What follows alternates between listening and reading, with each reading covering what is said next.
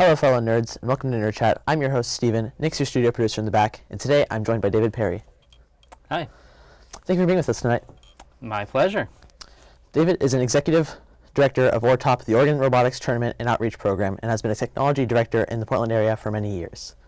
So what was your past like? How did you get to where you are now, the executive director of ORTOP? Well, it's been a pretty fun road. I've had the opportunity to work at some really great places in my career. When I first graduated college, I moved to San Francisco and got the chance to work at a place called the Exploratorium. It's really one of the kind of premier science museums. They really invented the idea of the hands-on science museum. And I had a job working on the floor as a field trip explainer. So what I got to do was dissect a lot of cow's eyes. We would dissect cow's eyes every half hour as a demonstration. I would get to wander the floor and show adults, kids. I mean, it was mostly school groups at that time, but I got to show them all kinds of really cool exhibits.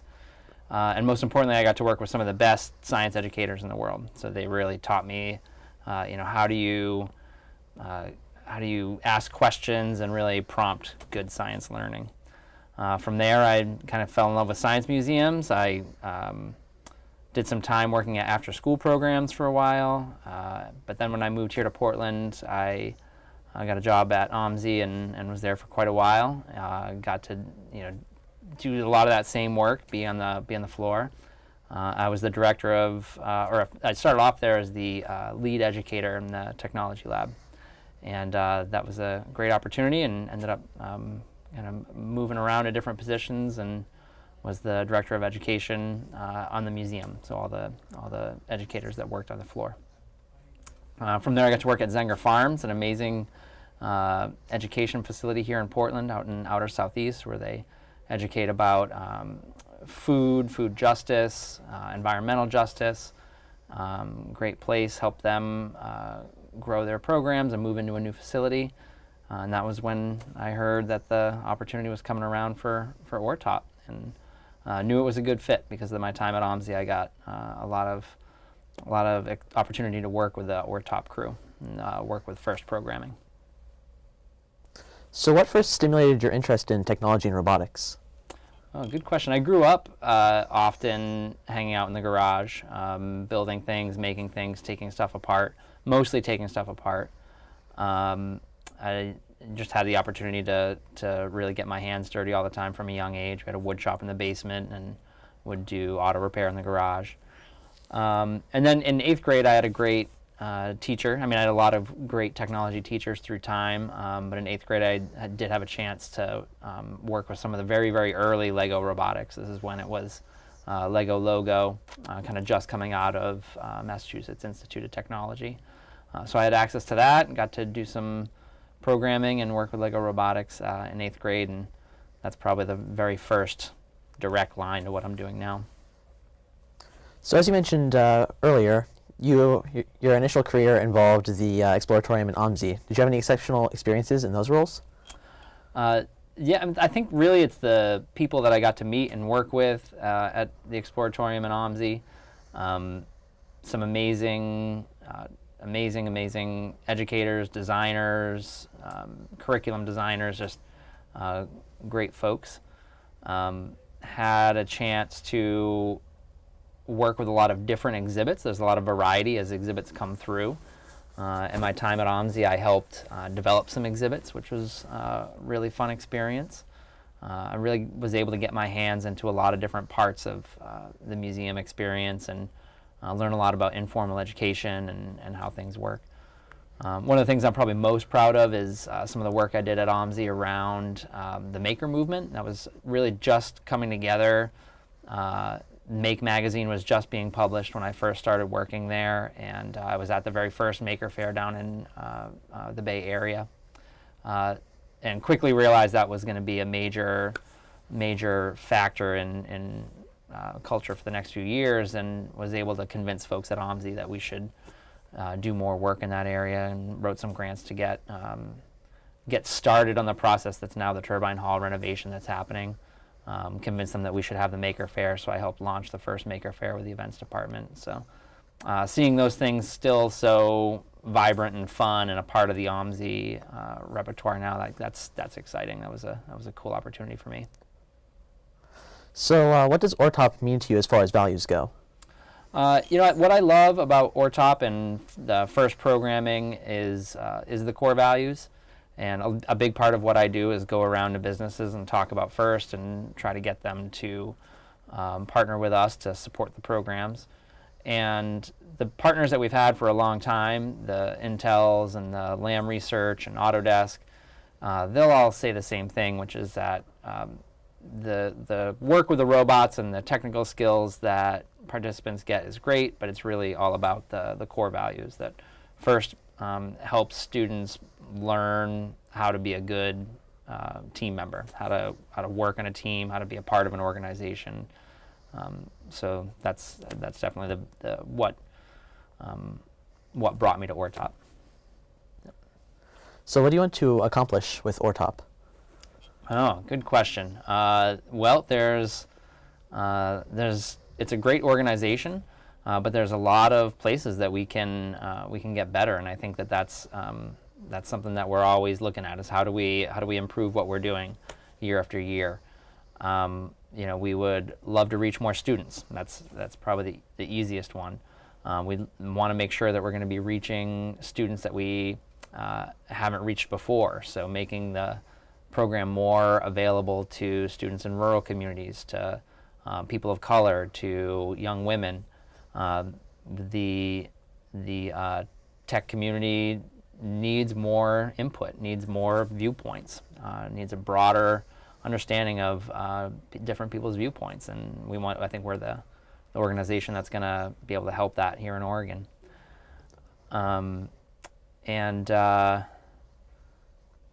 I think just make sure that the organization is in a better place than it was when I started. So do you see any crossover between robotics and other fields? Yeah, all the time. Because I kind of originally come from the humanities side and did a lot of arts work and worked in the Exploratorium, which was also a very arts-focused science museum. I think there's a lot of crossover in just general creativity. The way teams are running their entire business, I think, is fascinating, and I see a lot of innovation coming out from teams that are doing fun things with marketing and fun things with their business practices and fundraising. So I think that there's a lot of really great overlap, and it's one of the best parts of the program. So do you have any thoughts on how to make FIRST and STEM more appealing to high school students? Yeah, I think the number one thing with making it more appealing at the high school level is make sure that it's a fun social experience, that it's people are going to spend time where they want to be, where they're having a good time, where they're with their friends, the students that they know. So I think that's a big part of it. One of the things that we've got some control over at ORTOP that we're really working on is making sure that we're bringing in great mentors and making sure that those mentors and coaches are well supported and well trained, and that they're always looking at ways to do their work better, because that's another thing that'll bring students in is relationships with caring adults that can show them new things and be role models and mentors. Those connections are a big draw. So you're talking about teamwork there. How important is teamwork in FIRST, and do you have any suggestions on how a team can work better together? Yeah, sure. I think teamwork is probably the most important thing. It's hard to imagine being able to be successful in this program if you don't have a well-operating team. It's extremely competitive, and the teams that we see perform the best are the ones that are really cohesive, and they finish each other's sentences or are able to read each other's minds. That's really some of the characteristics that we see in teams. And that doesn't mean that they get along all the time. We see conflict among teams all the time, but the way you have conflict says a lot about your teamwork. So to answer the second part of your question, how do you get better? It's you practice and you reflect. So when there is some kind of a team conflict, You make sure you talk about it afterwards to figure out what caused it. How do you avoid those kinds of conflicts in the past? How did the team do getting through it? So just like anything, to get better at it, you just need to practice, and it's all about reflection and discussion and practicing those things. So what are your thoughts about women in technology, and what do you think can be done to bring more girls into STEM? Again, one of the things we're working on is bringing in mentors. We think that one of the avenues to do this is connect with more caring adults. So we've been doing a lot of work funded by one of our partners, the First Tech Federal Credit Union. They've helped us go out into businesses and give presentations to women in professional roles in the tech community, telling them about FIRST and telling them about the value of mentorship.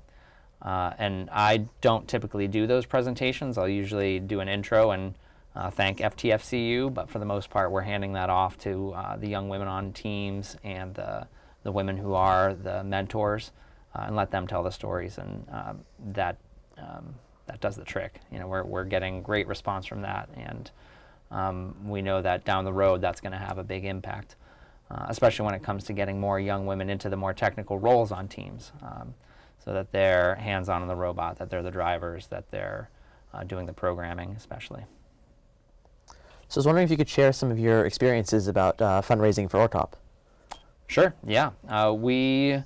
That's one of obviously the primary things that I do is go and talk to any number of people about FIRST and the 4 programs and what value they bring to young people.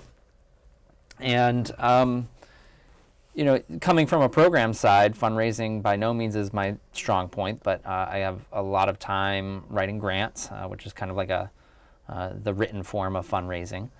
And I've had the chance to work with some great development directors over time. I'll give a shout out to the team at OMSI. They're a very well-oiled machine, and I was able to learn a lot working with them.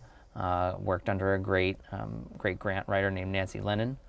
And then over at Zenger Farm, worked with a great development director, Andrew Hogan, who helped raise millions of dollars for a capital campaign.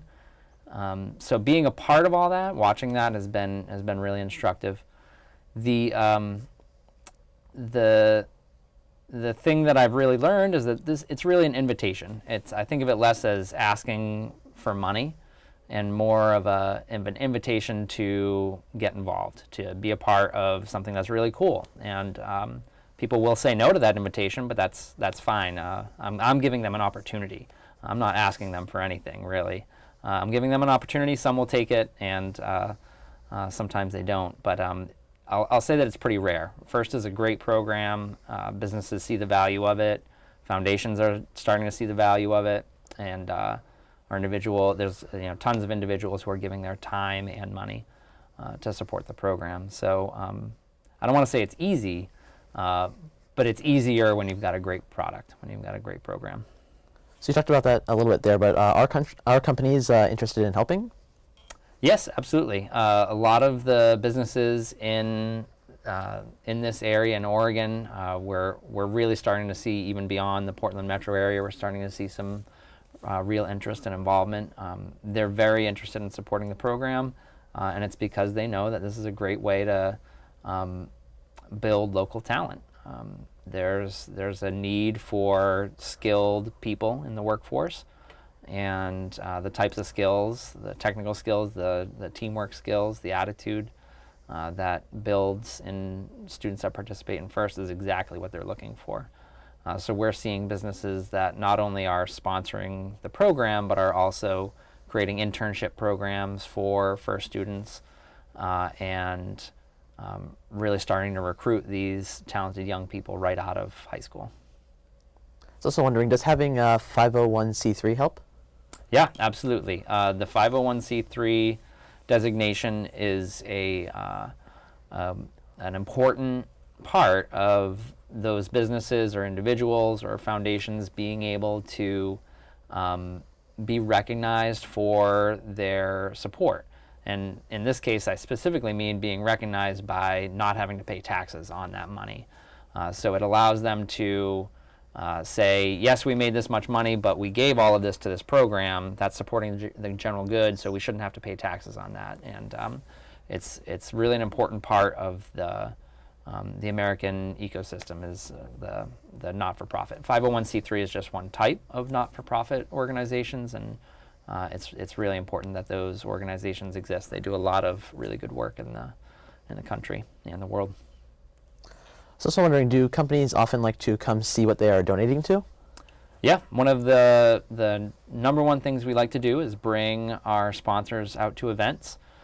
We do that in a whole lot of ways. We'll invite some of the points of contact that we have at our businesses.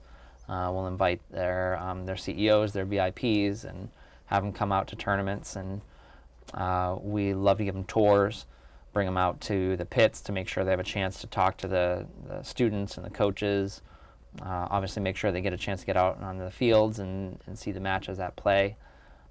We can do our best to describe the program, but it's not until you get somebody out there to see it and feel that energy that it really sinks in. So I was wondering what your thoughts are regarding bringing more shop-type classes back to schools. Sure, yeah. It's kind of a passion of mine. I mean, that's really a lot of the work that I've done is to elevate the idea of people making things. I grew up with like I said, a few great technology teachers, and took wood and electricity drafting classes. And even though I didn't end up going into the trades, the skills that I learned there are extremely valuable. So I think that they're great for everybody. But then there's also a group of individuals who that's the perfect career for them. And I think that my generation, really, we got sold a little bit of a line around that those careers weren't the types of careers that we wanted, and a lot of people were moved into a college degree program and are now saddled with a lot of debt because of it. When the truth is that those types of careers, those technical careers, trades, are great jobs that are extremely well paying, and we're drastically understaffed in a lot of them right now. So I think that the dip down in shop classes, or what's now known as career and technical education, and is a little bit broader than I think the traditional wood and metal shop or automotive shop. It's coming back now, which is great. There's a lot of talk about it in the state government, and that's great. It's a big part of the proposed Oregon Department of Education budget that's under development right now. So it's good to see it coming back. So a lot of first teams don't really focus on pure fabrication. Do you see an advantage in teaching fabrication? Yeah, absolutely. And I think the tools that are out there now for fabrication obviously make a lot of elements of it much easier. The way 3D printing is really common now. CNC routing. There's a lot of really great opportunities that are making custom fabrication a little bit easier to access for more teams. So I think it's a great way for teams to expand what they're doing with their robot. I think I'd love to see more computer-aided design from students, and that's a good entry point to it, is that custom fabrication of parts and pieces. So as you interact with students, do you prefer working with younger or older students, and why? Oh, good question. I don't think I'm allowed to say a favorite. I'd say each age group has a lot of fun benefits to it. I do have a 9-year-old son named Max. He goes to a lot of tournaments, so you might see him there. So I'd say that's probably my favorite age, is whatever age he is at the time. So Oregon has a strong FIRST program because of ORTOP. Are there any efforts to share ORTOP approaches with other states and regions to improve their programs? Yeah, absolutely, and both to help improve their programs, but to also learn from them and improve our own. We've got a really close partnership with First Washington, especially around First Robotics Competition.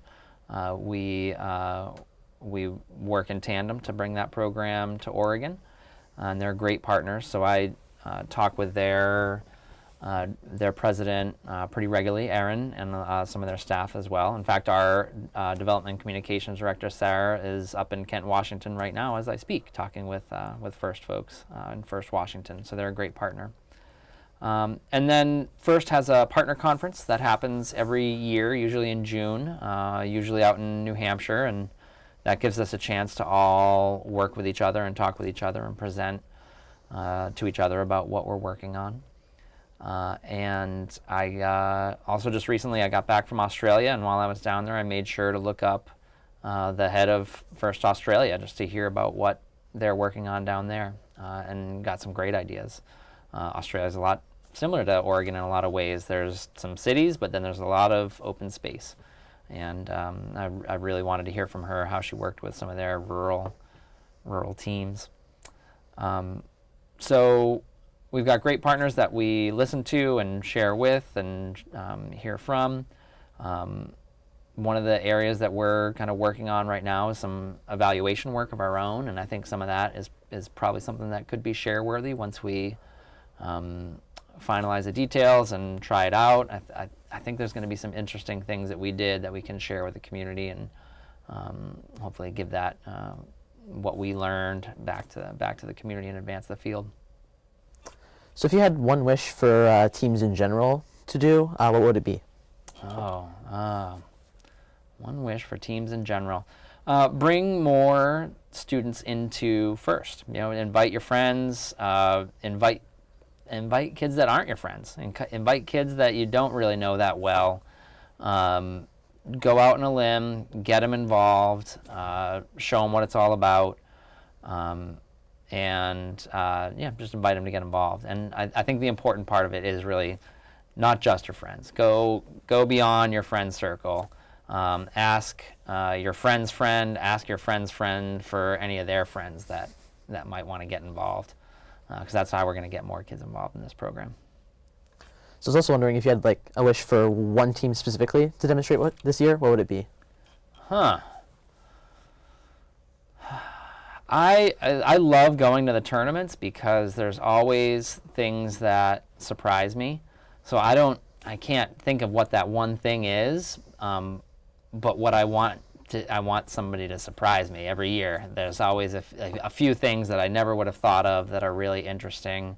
And sometimes they're just the little things, like little mechanisms to do something with a game element that I wouldn't have expected. And sometimes they're big things, like some of the ways that the FRC robots were climbing last year and actually lifting up the other robots. There were some really fun mechanisms for that. But then I was also equally impressed by Tobertech's swerve drive, and I'd never seen a swerve drive before that, so that was pretty cool. Well, that's all the time we have for today. Thank you for joining us, David. Thank you for inviting me. Next up, we'll be showing one of our tutorial videos, so stay tuned for that.